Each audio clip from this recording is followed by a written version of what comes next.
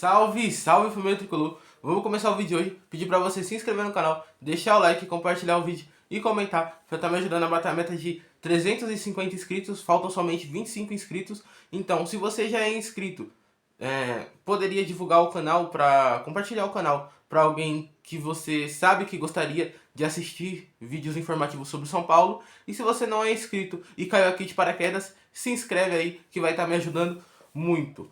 Aqui é um canal muito informativo sobre São Paulo, né? Eu trago informações diárias sobre o tricolor e bora diretamente para as notícias.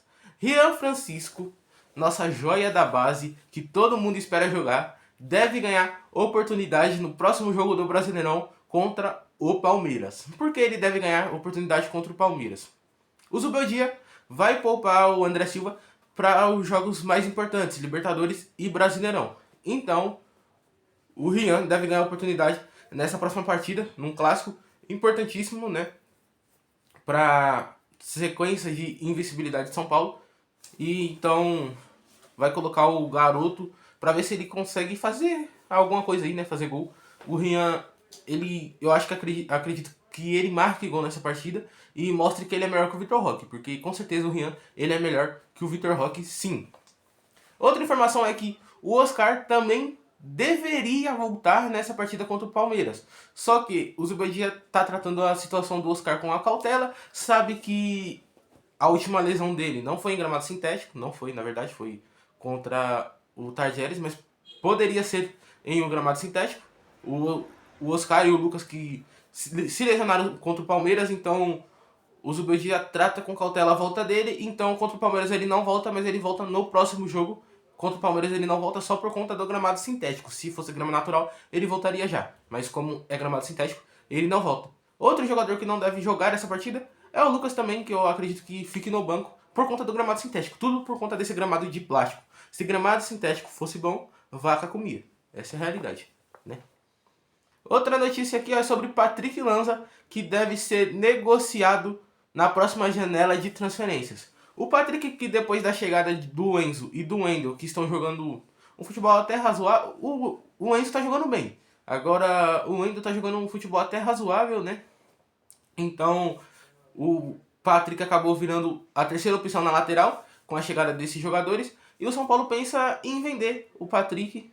Tem clubes já interessados. O valor do Patrick é 10 milhões e a gente esperava muito do Patrick, né? Porque o Patrick, quando ele subiu, ele era da base de São Paulo, seleção também, né? Jogou na base da seleção. Então a gente esperava muito desse garoto, mas quando ele chegou no profissional, ele não demonstrou o desempenho que ele tem. Porque na base ele era muito bom, quando ele jogava pela seleção de base, ele era muito bom, porém no profissional não conseguiu render todo o futebol que rendia na base, né? Talvez ele sentiu a pressão. Então o São Paulo vai negociar ele.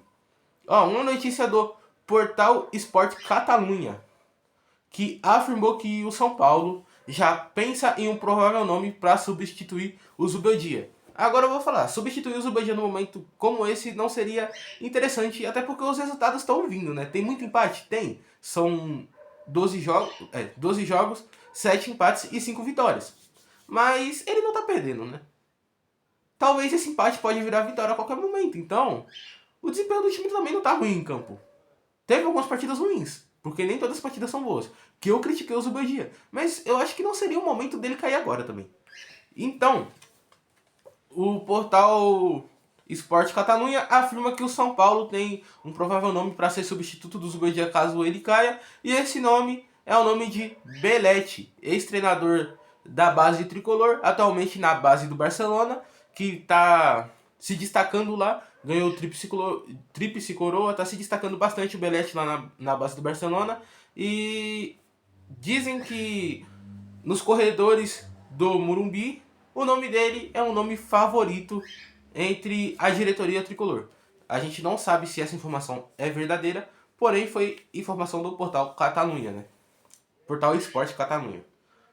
Outra informação que temos, que para mim é uma informação muito boa, é sobre o Ramon Sosa, jogador do Nottingham Forest, que o São Paulo está interessado na contratação dele. né? Ele é um atacante polivalente, se eu não me engano ele joga um pouquinho mais aberto na ala esquerda, na ponta esquerda, só que ele também pode jogar na ponta direita e no ataque. Ele é paraguaio e tem 25 anos de idade. O São Paulo monitora esse jogador, porém sabe que pode ser um negócio difícil de acontecer, né?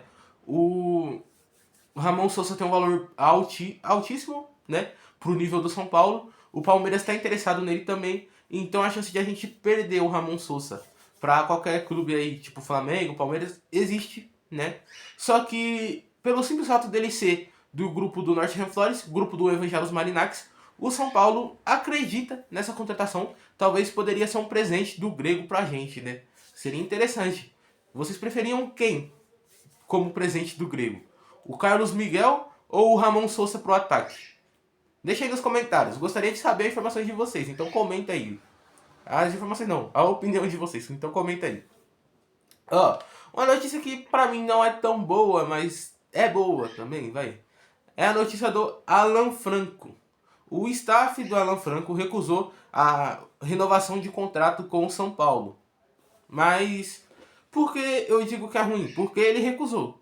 Só que é boa porque ele só recusou porque ele procura condições melhores no contrato. Ele acha que o tempo de contrato foi pouco e o valor, né, também foi pouco.